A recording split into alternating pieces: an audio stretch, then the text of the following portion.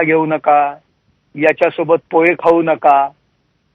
मला तरी वाटतं की सद्यस्थितीला संपूर्ण महाराष्ट्र आजची जी भेट आहे यावरती जो सकाळचा भोंगा वाजतो त्यांची प्रतिक्रियेची वाट पाहतोय की आता एकीकडे ते युतीच्या चर्चा करतायत आणि राजसाहेब देवेंद्रजींना भेटतायत.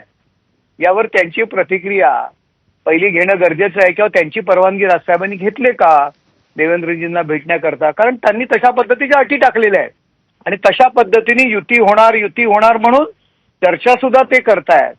त्यामुळे त्यांची परवानगी घेतली की नाही हे त्यांना विचारणं किंवा त्यांची प्रतिक्रिया घेणं या ठिकाणी उचित आहे की ज्यांना आता राजसाहेबांची आठवण आलेली आहे. या संदर्भात माजी महापौर किशोरी पेडणेकर यांनी सुद्धा फोनवरनं प्रतिक्रिया दिली. आपण पाहूयात.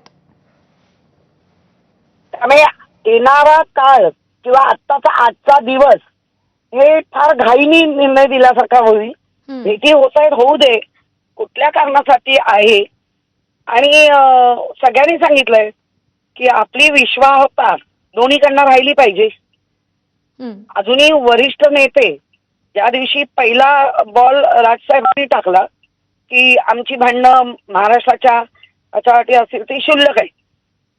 100% त्यांची काय बीजेपी बरोबर भांडणं नाहीत, त्यांची काही एसएनसी ग्रुप बरोबर भांडण नाही. आणि ते म्हणाले ती क्षुल्लक आहेत माझी आणि उद्धवची, असं दोघांनी एकमेकांचा. मग त्यांनी उद्धवजींनी पण सांगितलं की हो आम्ही सगळी भांडणं मिटवायला तयार आहोत.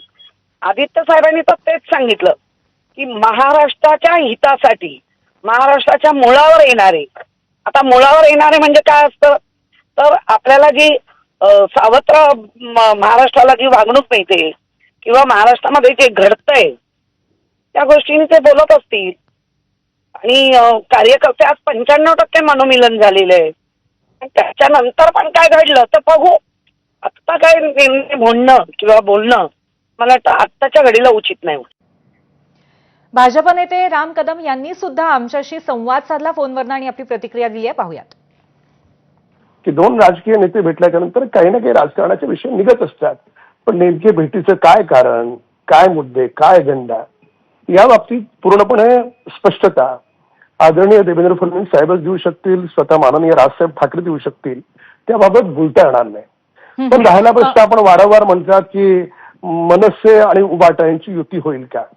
मनसेनं स्वर्गीय बाळासाहेब ठाकरेंचे हिंदुत्ववादी विचार स्वीकारलेत आणि उद्धव ठाकरेंनी बाळासाहेबांचे विचार सोडून दिलेत.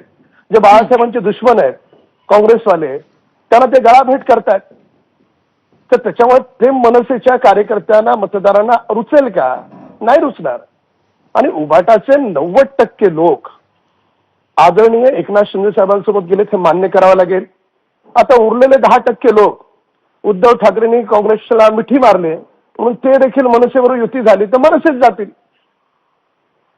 एक स्वाभाविक आहे ना. त्यामुळे चर्चेसाठी ठीक आहे, काही लोक बॅनर लावतात, माध्यमांमध्ये चर्चा होते, पण मी पक्षाचा प्रवक्ता म्हणून एक कार्यकर्ता म्हणून माझं मत आहे की जोपर्यंत उद्धव ठाकरे काँग्रेसला सोबत मिळवलेला हात सोडत नाहीत आणि हिंदुत्ववादी विचार पुन्हा त्या विचारांवर येत नाहीत स्वर्गीय बाळासाहेब ठाकरेंच्या, तोपर्यंत ह्या चर्चा केवळ चर्चाच राहतील, या तथ्य काही निघणार नाही. महाराष्ट्राचे उद्योगमंत्री उदय सामंत यांनी सुद्धा फोनवरनं प्रतिक्रिया दिली आहे. आपण ऐकूयात.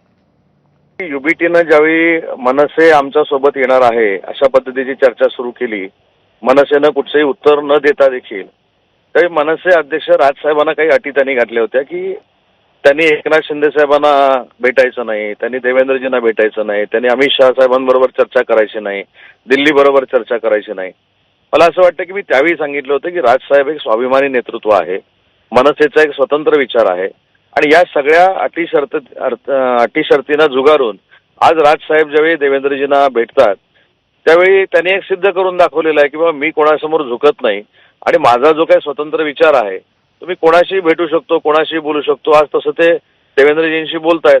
आणि भाजपाचे प्रवक्ता जे आहेत केशव उपाध्ये यांनी आताच जाहीर केले ही विकासात्मक भेट आहे. त्याच्यामुळे भाजपाच्या प्रवक्त्याने हे जाहीर केल्यामुळं आपल्याला विश्वास ठेवायला हरकत नाही की ही विकासासाठी असलेली भेट आहे.